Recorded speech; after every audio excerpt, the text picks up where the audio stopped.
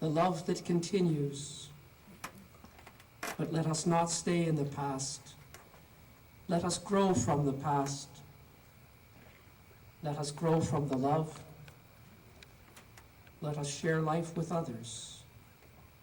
Let us be hushed, for this is a holy time and place of dedication.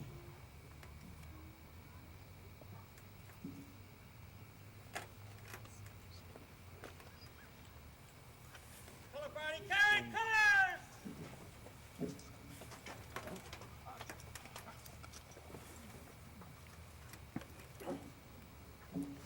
Carry on with the act of remembrance.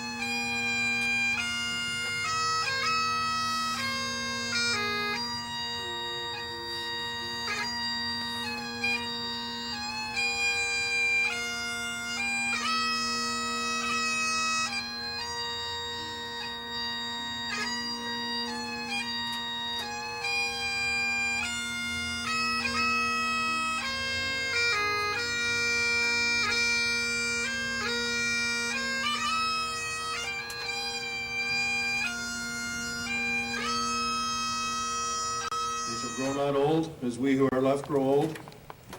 Age shall not weary them, or the years condemn. The going down of the sun, and in the morning, we will remember them. We will remember them.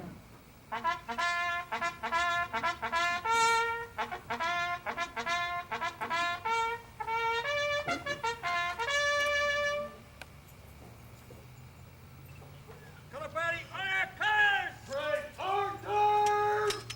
Order!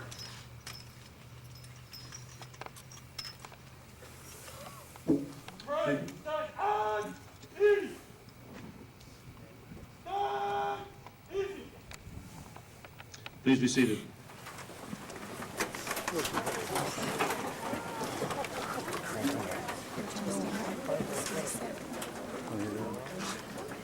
Our first speaker of the day is the Honorable James K. Bartleman. He was sworn to office on March the 7th, 2002, as the 27th Lieutenant Governor of Ontario, following his retirement after 35 years in Canada's Foreign Service. Mr. Bartleman served most recently as Canadian Ambassador to the European Union and he was previously High Commissioner to South Africa and Australia and Ambassador to Cuba, Israel, and NATO, as well as Foreign Policy Advisor to the Prime Minister. Mr. Bartleman was born in Orillia and grew up in Port Carling. He's a member of the Minjikaning First Nation. During his time in office, his honor has been pursuing three priorities: eliminating the stigma of mental illness, supporting anti-racism initiatives, and encouraging Aboriginal young people.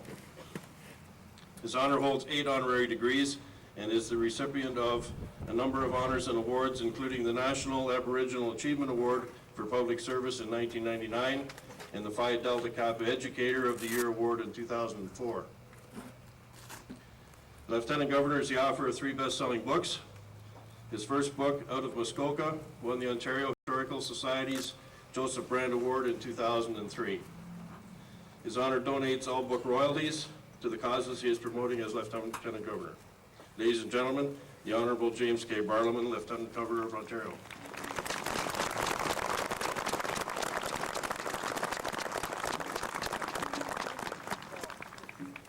Mr. Boisson, distinguished guests, ladies and gentlemen. A year ago, we gathered here for the dedication of the Veterans Green. Today, we return to this place of memories to honor all Canadian veterans by unveiling this special monument. In tangible and lasting form, it portrays the long succession of servicemen and women who have defended the values of Canadians throughout the time, putting their own lives on the line in times of war and on peacekeeping missions abroad. In communities across Canada and on battlefields in Europe, Africa, and Asia, we have raised monuments to their memory. But never before have memorials encompassed the entire history of the Canadian Forces right up to the present day. To immortalize their story, we turn to various forms of art, and artists from this part of Ontario have created some of our most poignant images of war. Colonel John McCrae's poem made the poppy an international symbol of remembrance. And contemporary artists reinterpreted the classic themes of service and sacrifice for our times. In Jane Urquhart's book, The Stone Carvers, we saw behind the scenes at the building of the Vimy Memorial in France. In the images that Alan Harding McKay engraved on the Ontario Veterans Memorial at Queen's Park, we see scenes of military action on land, sea, and air. And in this unique new sculpture by Timothy Schwartz, we will soon see a pantheon of Canadian veterans, past and present. I have had the privilege of visiting many memorials at home and abroad, but this is the only one I know that is built among the homes of veterans in a place where, like their fallen comrades, they at last found peace. This memorial to our veterans is also a tribute to your community. In the name of the Queen, I applaud your efforts to make this green a special place, and I join with you in saluting all Canadian veterans, past and present. May this memorial keep their story alive for years to come. Our next speaker is Catherine Dahman. Along with her husband John, visited Europe with the veterans in 2005, came back with a compelling urge to have a national memorial built to honor all of Canadian veterans. Discussions took place with artist Timothy Schmaltz. A proposal was put forth to the Veterans Green Committee. Land was provided by the City of Waterloo, and here we are today, unveiling this national masterpiece, honoring all veterans past and present. Catherine and John have shown what passion and commitment for what they believe in could do. Ladies and gentlemen, Catherine Dahman.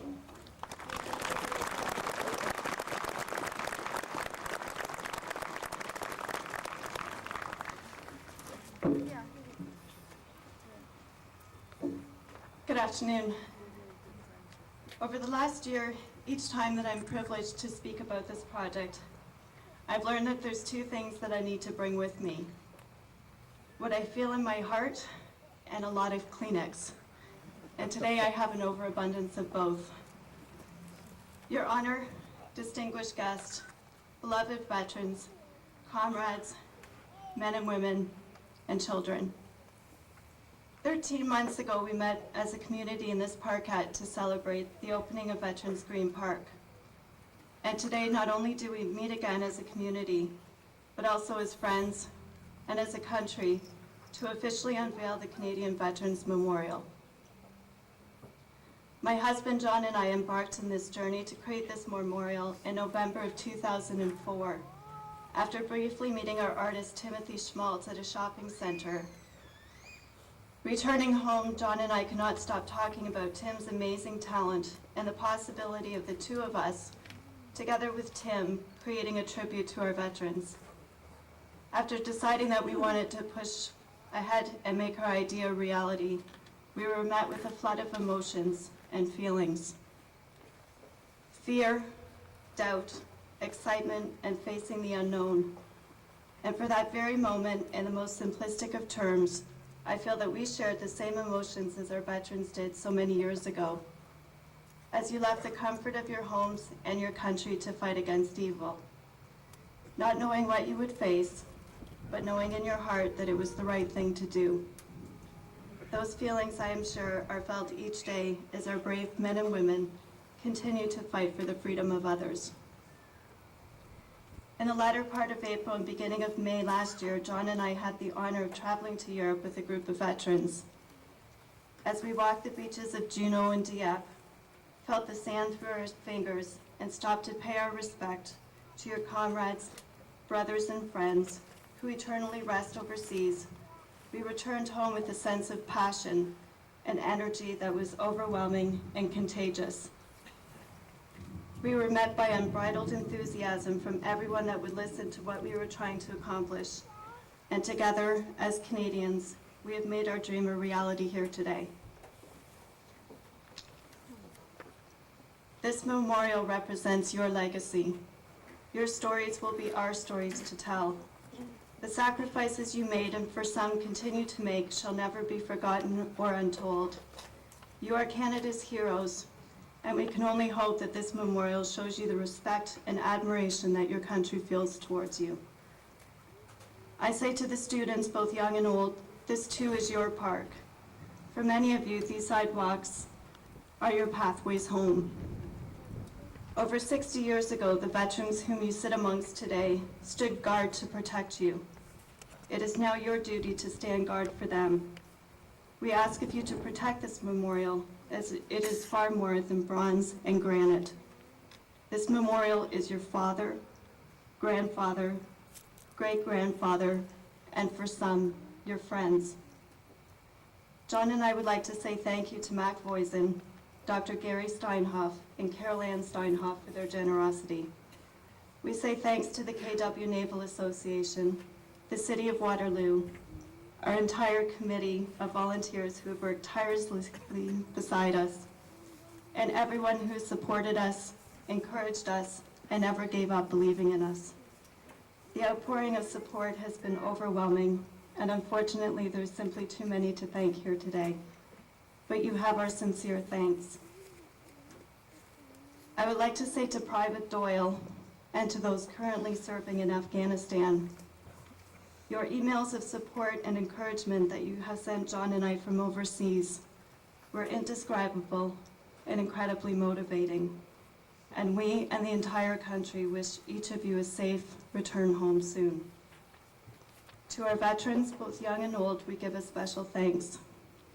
Thank you for your courage, your bravery, and for the sacrifices made and the emotional and physical scars which you carry today. It has been an honor to create this memorial for you and your families. On behalf of John, I, and the entire Canadian Veterans Memorial Committee, we are proud to present this memorial as our gift to you and to your families, and to the City of Waterloo. Thank you.